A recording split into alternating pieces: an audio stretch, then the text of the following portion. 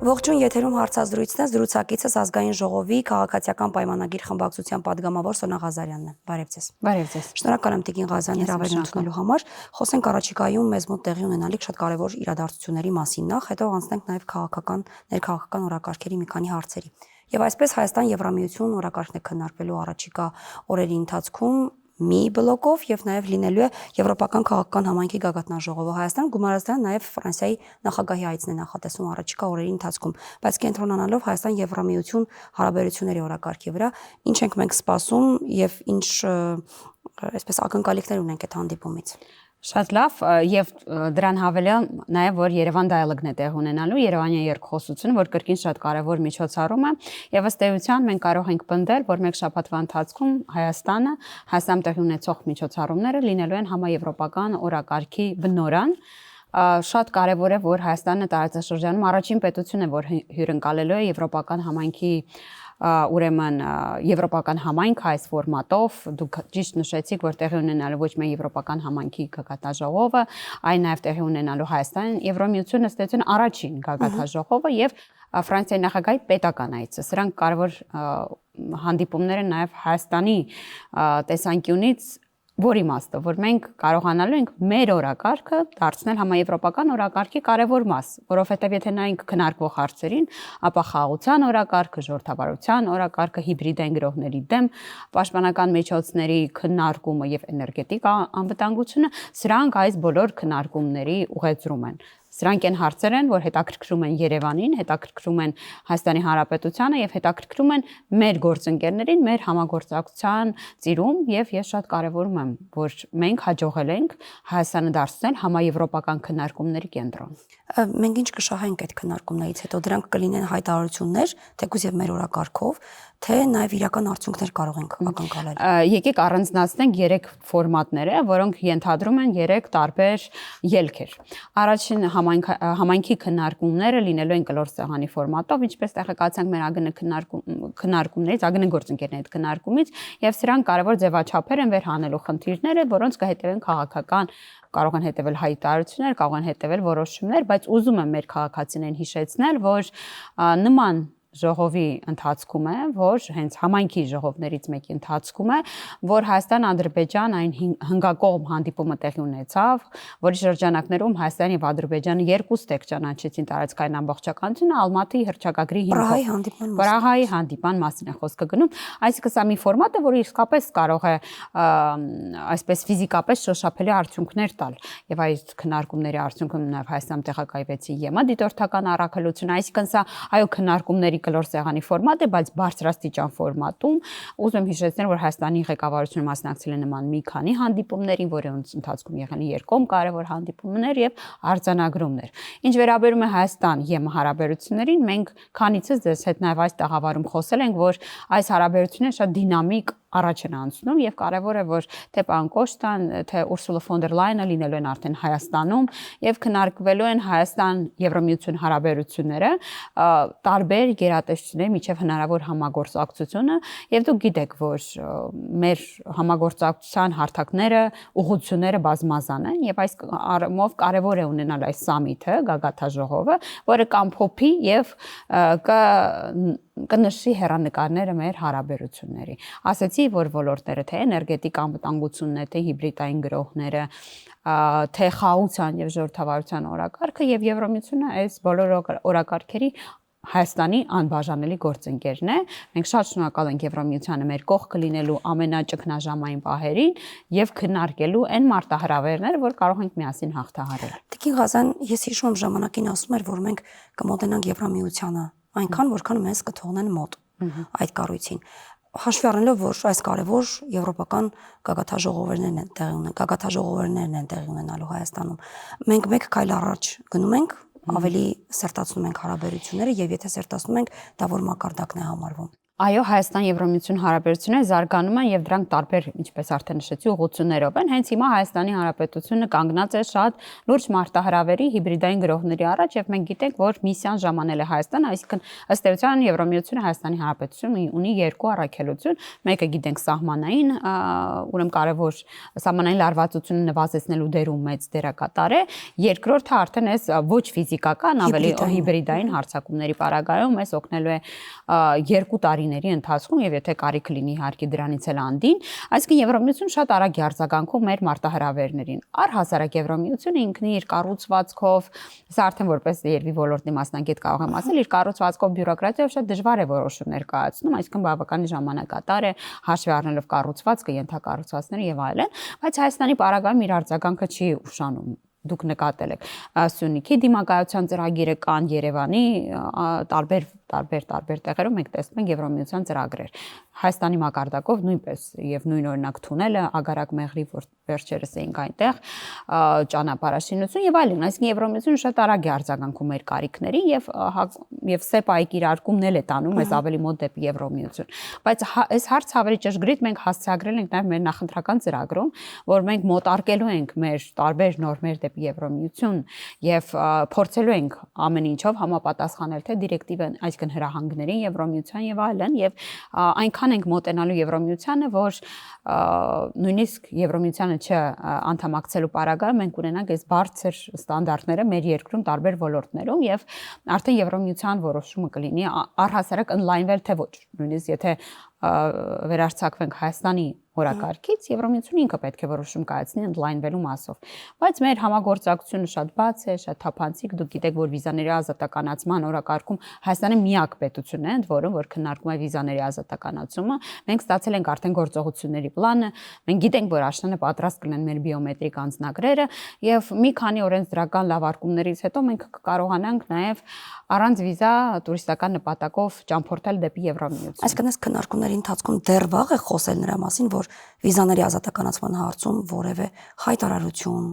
կամ որևէ որոշում կարող է կայացնել։ Վիզաների ազատականացման գործում մենք ստացել ենք մեր գործողությունների պլանը։ Այսինքն այն ծրագիրն է, որ Հայաստանը պետք է իրականացնի առանց վիզա տուրիստական նպատակով Եվրամիության Շենգեն զոնա մտնելու համար, եւ այս գործողությունների պլանը բնականաբար բարբերաբար ամփոփվում է։ Ես այև այս իմաստով ամփոփումներից հենց մեկը մենք տեղեկացանք մեր անձնագրի ժամկետների մասին, մենք տեղեկացանք նաեւ թվային այս դետաբազաների մասով, մենք գիտենք այլ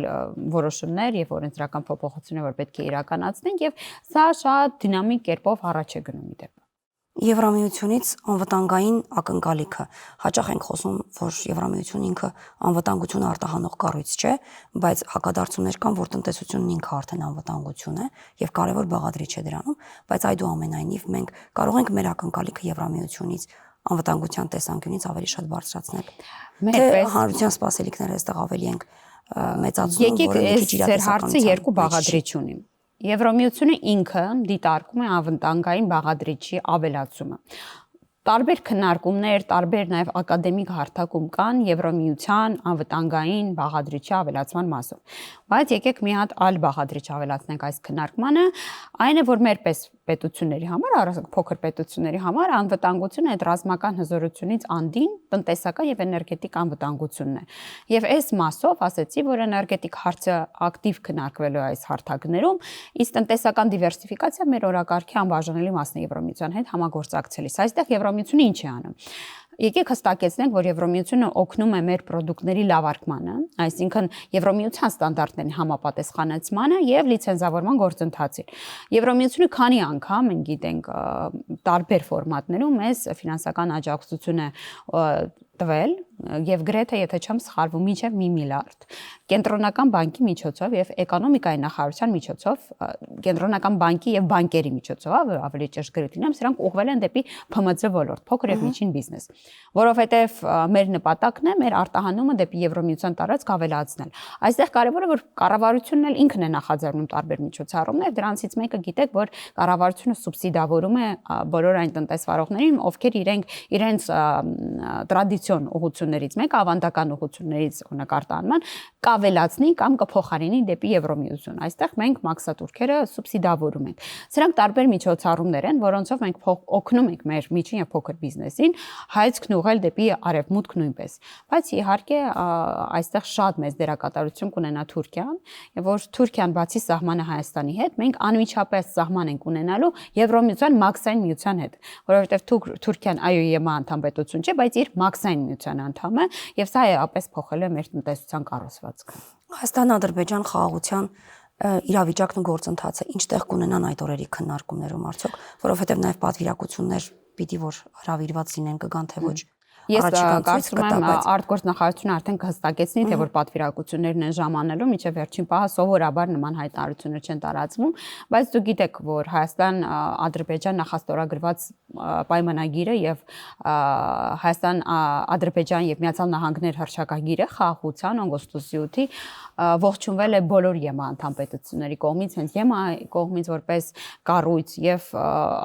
խաղաղության օրակարգը ընդհանուր շատ մեծ աջակցություն ունի այս հարթակներում։ Թե Ֆրանսիա, Հայաստան հարաբերությունում, թե ԵՄ Հայաստան, դուք գիտեք, որ Եվրոմիությունը մի շրջան փորձում էր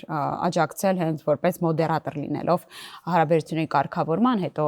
դիտորդական առաքելություն, այո, հետո առաքելությունը ինքը նույնպես ԵՄ առաքելությունը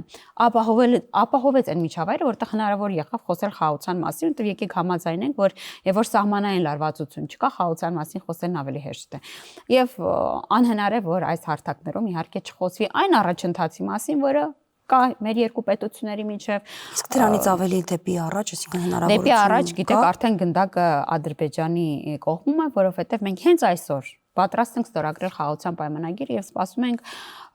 այն պահին, երբ որ այս մասին կխոսի նաև Ադրբեջանի ղեկավարը։ Լավ, եվրոպական այս կարևոր իրադարձությունների ֆոնին տարբեր մտահոգություններ կան, որ սրանք կարող են քննադատությունների գուցե արժանանալ կամ սուր ընկալումների արժանանալ Ռուսաստանի կողմից, երբեմն նաև Իրանի կողմից։ Ինչպիսի արձագանք կարող ենք ակնկալել մեր գործընկեր Ռուսաստանից այս առումով, եթե դիցուք որևէ հայտարարություն հակառուսական հնչի Ռուսաստանի դեմ հաշվի առնելով Ուկրաինայում իրավիճակը։ Հայաստանի Հանրապետությունը ցանկացած որոշում կայացնելիս առաջնորդվում է իր պետական շահով եւ ես կարծում եմ, որ սա շատ ընկալելի ձև է, նաեւ ընկալելի մեթոդ է մեր ռուսաստանցի գործընկերների համար։ Ես կարծում եմ, որ այս բարեադրացիական հարաբերությունները երբեմն իհարկե ավելի սուր, երբեմն ավելի այսպես մեր քաղաքացիների համար գուցե անսպասելի բաց, բայց սուր նորմալ հարաբերություն են Հայաստան-Ռուսաստան պետությունների համար եւ մենք քանիցս ասել ենք մեր ռուսաստանցի գործընկերներին, որ մեր ցանկացած որոշման կենտրոնում Հայաստանի Հանրապետությունն է իր շահը, իր անվտանգությունը եւ որքան մենք ենք հարգում Ռուսաստանին եւ որ նա սպասարկելով իր պետական շահը, օրինակ հեռանում է Հարավային Կովկասից, օրինակ խաղապահ զորքեր չեն արձագանքում եւ որ Հայաստանի սուվերեն տարածքի վրա հարձակումներ են կայացվում եւ մենք սա ընդունում ենք ի գիտություն եւ շարունակում խոսել Ռուսաստանի հետ, մենք անկնկալում ենք, որ Ռուսաստանը նույնպես կընկալի, որ մեր բոլոր գործողությունների կենտրոնում Հայաստանի Հանրապետությունն է իր քաղաքացին եւ Չէ, բայց եթե նման հայտարարություններ հնչեն, այդտեղ ձեր ասած ինչ քննարկումների Հայաստանը կմիանա կամ չի միանա որևէ հայտարարությանը, այնքանը որքան այդ հայտարարությունը կսպասարկի մեր շահը, մեր պետական շահը։ Ես դեռ որևէ հայտարարության տեքստ չեմ տեսել, բայց ես կլինի դա ՄԱԿ, կլինի դա Եվրոմիություն, կլինի քաղաքական համայնք, Հայաստանը մշտապես միացել է այն բանաձևերին, այն հայտարարություններին, որոնք համարել է, որ սպասարկում են, անկախ սրանք ինչ արձագանք կստանան Ուկրաինայում կամ Ռուսաստանում։ Եթե տարածքային ամբողջականության սկզբունքն է հարգում, եթե սահմանների անկախտելիության սկզբունքն է հարգում, էներգետիկ եւ տնտեսական սուվերենությունը, ապա Հայաստանը ինչու պետք է չմիանա։ Ես կարծում եմ, որ այն սկզբունքները, որոնք պաշտպանում են մեր պետությունը, մենք դրանց միանալու ենք անխոս, բայց քանի որ տեքստ չկա, չեմ կարող։ Լավ, այլ հարցի գալով, Ադրբեջանի փոխվարչապետներ Հայաստանում քննարկումներ տեղի ունեցել սահմանազատման գործընթացի առնչությամբ, դեռևս համենայն դեպս տեղեկատվությունը այդ քննարկումների բուն հարցերի վերաբերյալ մանրակրկիտ քիչ է, բայց այդուամենայնիվ ոնց է գնահատում այդ հանդիպումը եւ ինչ կարելի ակնկալել առաջիկայում սահմանազատման համար։ Այո, փոխվարչապետերի հանդիպումը այս անգամ տեղի ունեցավ Հայաստանի Հանրապետությունում, դուք գիտեք, որ նախորդը տեղի էր ունեցել Ադրբեջանում։ Այս հանդիպումները ըստ էության քննարկում են աշխատակարգի հրահանգները, այսինքն սրանք հրահանգների շուրջ քննարկումներ են, թե ինչպես պետք է շարունակի սահմանազատման եւ սահմանագծման գործընթացը, բայց դուք գիտեք, որ ամենակարևոր սկզբունքը ֆիքսվել է, թե խաղաղության պայմանագրում եւ թե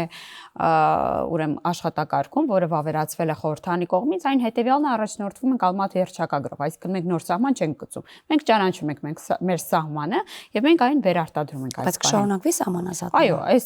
այս հանդիպումները հենց նրա մասին, որ իհարկե շարունակվել է սահմանազատումը եւ մենք ադրբեջանական զորքերի դուրսբերումը Հայաստանի սուվերեն տարածքից հենց տեսնում ենք սահմանազատման եւ սահմանագծման գործընթացի արդյունքում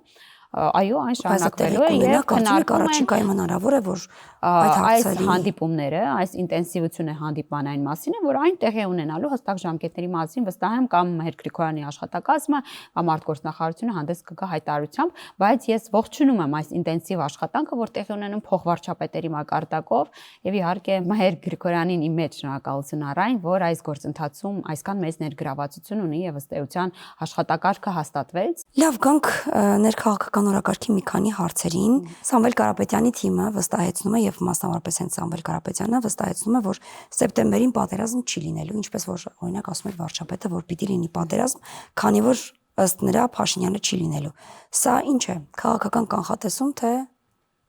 նրա կողմից ինչ է։ Դե ճշգրիտ քաղաքական հաշվարկ սեպտեմբերին պատերազմ չի լինելու, որովհետև ընտրություններում հաղթելու է իշխող մեծամասնությունը։ Չէ, իրենք ասում են չի լինելու, որովհետև Փաշինյանը չի։ Դե գիտեք, այստեղ ես չեմ կարող չհիշել 21 թվականի Ռոբերտ Քոչյանի հետ հաշվարկը, որը իդեպ շատ նման է Սամվել Կարապետյանի հետ հաշվարկի եւ իրենց կողմից տարբեր ուրեմն հետազոտություններ, սոցիոլոգիական հարցումներ, ըստ որի Հայաստան դաշինքը այսպես հաղթանակ էր տոնում։ Միաժամանակ Ռուսաստանյան ալիքներից մեկում Ռոբերտ Քոչյանը ասում էր, որ սոցիոլոգիային չի հավատում։ Իրենք էլ այսպիսով չկողմնորոշելով հավատում են, թե չէ, հաղթանակ էին տոնում, դեռ ընտրությունները ավարտը չեղած։ Սա նման է, շատ նման է, սա գուցե այլ պետություններից խորթի տեսքով հուշում է Սամվել Կարապետյանին, որ պետք է այսպես ինքնավստահ անընդհատ խոսել հաղթանակի մասին, բայց ես եւ մենք ինտենսիվ շփվում ենք մեր քաղաքացիների հետ եւ ինչպես նախկինում, այնպես էլ հիմա ես կարծում եմ, որ Սամվել Կարապետյանի թիմը շեմը հաղթարելու խնդիր է լուծում եւ ես շատ ուրախ եմ, որ սա նկատում են նաեւ այլ ընդդիմադիր գործիչներ, ովքեր այս բանը չեն մասնակցում։ Բացարձակ հաղթանակի են գնում։ Սա նույնիսկ Կարապետյանն ասում էր տնային կալանքի պարագայում է հնարավոր հաղթել։ Ես պնդում եմ, որ սա նույն Ռոբերտ Քոչյանի ձեռագիրն է, հավանաբար այս երկուսն էլ գործողված են Հայաստան այլ պետություններից եւ իրենց միդաջիչ կաները ժամկետ անց են։ Ես շատ ուրախ եմ, որ քաղաքական դաշտում այն կուսակցությունները, որոնք չեն մասնակցում այս պայն ընտրություններին, ավելի ստապ են գնահատում շանսերը, մասնավորապես օրինակ պատիվ ունեմ խմբակցության падգամավոր եւ խմբակցության ղեկավար Հայկ Մամիջանյանի հետ, ես լրիվ համակարծիք եմ առայն, որ Ռոբերտ Քոչյանը տարբեր հնարքներ է օգտագործում, օրինակ դիստանցավորվելով Սերժ Սարգսյանից, միտք ունենալով պարզապես հաղթահարել շեմը։ Ես նույնպես կարծում եմ, որ Ռոբերտ Քոչյանը եւ Սամվել Կարապետյանը այս պահին ընդհանրապես շեմը հաղթահարելու հարց են լուծում։ Այսինքն բոլոր ընդդիմադիրները շեմը հաղթահարելու խնդիր ունեն բացի ձեզնից։ Այո, ու սա ունի շատ մեկ բաց պատճառ։ Մարդիկ ընտրել են խաղաղությունը։ Մարդիկ 21 թվականին ընտրել են խաղաղությունը, մարդիկ ստացել են խաղաղությունը եւ մարդիկ վերընտրելու են խաղաղությունը։ Տիգին Ղազարյան, տեսեք, դուք ձեր քաղաքական թիմը ասում է, եթե լինի իշխանափոխություն, կլինի պատերազմ։ Ընդդիմադիր դաշտում եւ մասնավորապես այս քաղաքական ուժը ասում է հակառակը, եթե չլինի իշխանափոխություն, այդ ժամանակ կլինի պատերազմ։ Արդյոք այսքան ուղիղ կապ ունեն ներքաղաքական հարցերը խաղաղություն ունենալու եւ չունենալու հետ։ Չփորձելով սրբագործել ադրբեջանական իշխանություններին, ովքեր կատարել են էթնիկ զտում Լեռնային Ղարաբաղում, մենք ականատես եղանք, թե ինչպես դրսից ներդրված մարդը հեղաշրջում կատարելով Լեռնային Ղարաբաղում փոխեց այն ընթացքը, որով Լեռնային Ղարաբաղի բնակչությունը կարող էր մնալ եւ բնակվել այնտեղ։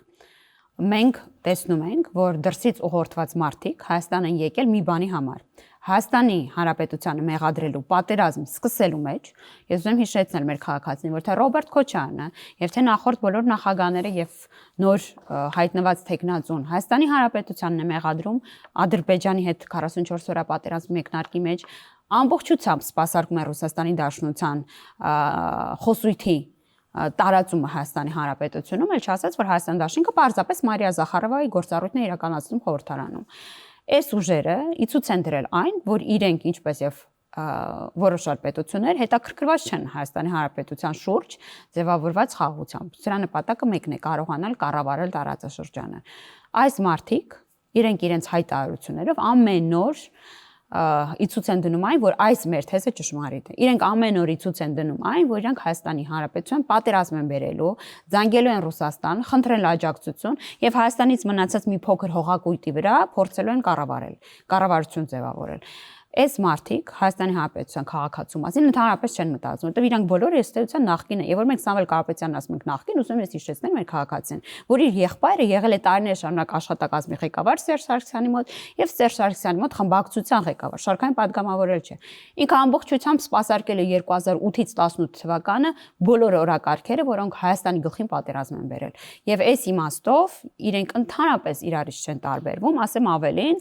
իրանք միանալու են, իրանց թիմերը նույնական են, այսինքն ոնց կարող ես Էլինար Վարդանյան, որ Հայաստան դաշինքից այն մտածնեմ Բարգավաճ, Հայաստան կուսակցության ցուցակում Արամ Վարդևանյանը, ով այդպես էլ չիմացանք ինչ է դեպքում։ Դուք ձեր քաղաքական թիմով պնդում եք, որ նրանք բոլորը նույնական են եւ բոլորը աշխատում են Ռոբերտ Քոչարյանի համար, բայց նախորդ օրը ասուլիսի ժամանակ լրատվամիջոցներին, հեռուստաընկերություններին տված հարցազրույցի ժամանակ Սամվել Կարապետյանն ասում էր, որ Ծառուկյանը եւ Ռոբերտ Քոչարյանը ասել են, որ իրենք սատարելու են ընդդիմադիր դաշտում առաջատար ուժին։ Եվ քանի որ իրենք կարծում են, որ իրենք լինելու են բացարձակ հաղթանակ տանող ուժը, հետեւաբար իրենք չեն էլ քննարկել վարչապետի տարբերակ։ Այսինքն ստացվում է այն թեզը, որ դուք առաջ եք քաշում, թե բոլորը Քոչարյանի համայն աշխատում, բայց մենք առաջ չենք քաշում։ Ուրեմն Անդրանիկ Թևանյանը Ռոբերտ Քոչարյանի падգամավոր է։ Հիմա ԲՀԿ-ի ցուցակում։ Արամ Վարդևանյանը հիմա Սամվել Կարապետյանի ցուցակում։ Գոհար Մելոյանը տարբեր շարունակ աշխատել է խորհրդարանում։ Այս բոլոր մարդիկ այս կամ այն ձև փոխկապակցված են, չէ՞, ասում եմ, Նարեկ Կարապետյանը հայրը աշխատել է Սերժ Սարգսյանի մոտ աշխատակազմի ղեկավար, աշխատել է խմբակցության ղեկավար։ Ախր մենք չենք հորինում։ Ուղղակի ես ապշում եմ, եթե իրանք տանեշանակ Հայաստանում չեն ապրել, այդ չի նշանակում, որ մարդիկ չեն հիշում ով ում հետ է փոխկապակցված։ Մարդիկ հիշում են ով ում հետ է փոխկապակցված, մարդիկ մերժել են նախկիններին, եւ ես վստահ եմ, որ այս քվեարկությամբ նույնպես մերժելու են։ Լավ, մեկ հարց եւս եւ ամփոփենք։ Գիտեք ինչու կա մեր երկրում աղքատություն, որովհետև ձևակերպումն էսպիսիների իշխանավորների գլուխներում է աղքատությունը, եւ այս քաղաքական ուժը որոշել է, որ եթե իրենք ընտրվեն, իսկ իրենք վստահ են, որ իրենք կընտրվեն, ստեղծելու են աղքատության հաղթահարման հիմնադրամ, եւ որի արդյունքում ծայրահեղ աղքատները պետք է ստանան ամսական 180,000 դրամ աջակցություն։ Դրանից առաջ էլ ասում էին, որ մոտ չէ, հենց 300,000 աշխատատեղ պիտի ստեղծեն։ Հնարավոր է սա արդյոք թե ոչ։ Հնարավոր է եւ մենք դա արել ենք։ Մենք 306,000 գրանցված աշխատատեղ ենք ստեղծել 18 թվականից մինչև այսօր։ Սրանք իրական մարդիկ են, իրական պատմություններով, իրական հարկատուններ, որոնք զարգացրել են մեր պետությունը։ 107,000 աշակերտ գնացել են նոր դպրոց։ Ինչի Սերժ Սարգսյանը եւ Ռոբերտ Քոչարյանը մեզ ժառանգել են մի այնպիսի միջավայր, որ մենք ստիպված ենք կառուցել 500 նոր մանկապարտեզ եւ 300 նոր դպրոց։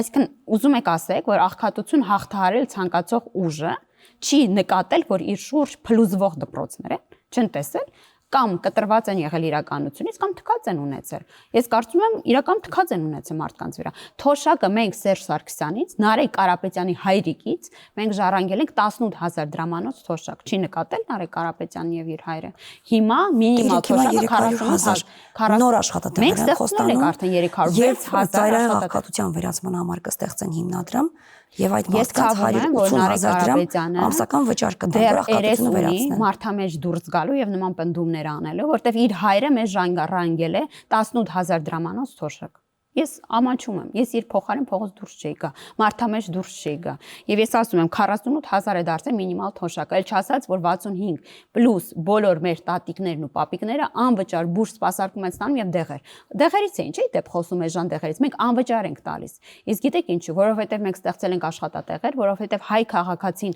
հավատացել է այս իշխանություններին, հարկեր է վճարել, որտեղ վստահ է եղել, որ մենք դա չենք գրպանելու, որովհետեւ իր համայնքում նոր կառուցվող դպրոց ու մանկապարտեզ է։ եմ բյուջեն չենք լցնելու մեր գրպանները, այլ լցնելու ենք ժողովրդի գրպանները։ Ես կներեք, իմ գրպանները բյուջե չեմ Դե իրենք լցրել։ վստահ են, որ իշխանությունը բյուջեն լցնում է Եվ իր ես գրպանը։ ուզում եմ հիշեցնել, որ այս պահին կան տասնյակ քրեական գործեր ապօրին ծագում ունեցող գույքի մասով, որտեղ անցնում են բացառապես բոլոր նախկին իշխանության Դե ասում են դրանք էլ ներկայացուցիչները։ քաղաքական հետապնդումներ են։ Չէ, դե կներեք։ Չէ, հաշտման գործեր էլ ունենք։ Իդեպ իրենց Մի քանիսը կան։ այո, կան, որովհետև մարդիկ հասկացել են, որ պետք է գան եւ վճարվեն։ Եվ իդեպ ես կոչ եմ անում բոլոր քոչարանական նախկին падգամավորներին, ովքեր այս պահին հետախուզման մեջ են, վերադառնալ Հայաստանի Հանրապետություն եւ վճարել։ Վերջին հարցը ընտրակաշառքների, ենթադրյալ ընտրակաշառքների մասին ամեն օր մենք հայտարարություններ ու ձայնագրություններ ենք լսում։ Սրանք ինչ են։ Հարկելով անմեղության կախավարկած է, բոլորը ուժեղ Հայաստանի հետ առնչվող գործեր են, եւ եթե այդպես վստահ են, որ հաղթահարելու են շեմը, ել չեմ խոսում հաղթելու մասին, հաղթահարելու են շեմը, ինչ են աճ ու ձախ ծապ տվողի փոխբաժանում։ Այսինքն իսկապես իրենց ֆեյքին են հավատացել, ամբողջ տրագեդիան դրանում է, որ իրենք հավատացել են իրենց ֆեյքերին, ծապ տվողներին, կոմենտ գրողներին եւ ինչ ասեմ, իրենց շատ հետաքրքիր անակնկալ է սպասվում հունիսի 7-ին։ Իրենք ասում են սրանք քաղաքական հետապնդումներ են, շինծու սարկած ձայնագրություններ են, կոնտեքստից կտրված։ Իդեպ ես լսել եմ, իրենք չեն ասում, որ սրանք շինծու, իրենք ասում են, այստեղ հանցակազմ չկա։ Շատ լավ դատարանը կորոշի այնտեղ կա հանցակազմ թե չէ։ Շնորհակալ եմ։ Ես եմ շնորհակալ։ Զրուցակիցը Սոնա Ղազարյանն էր, կհանդիպենք։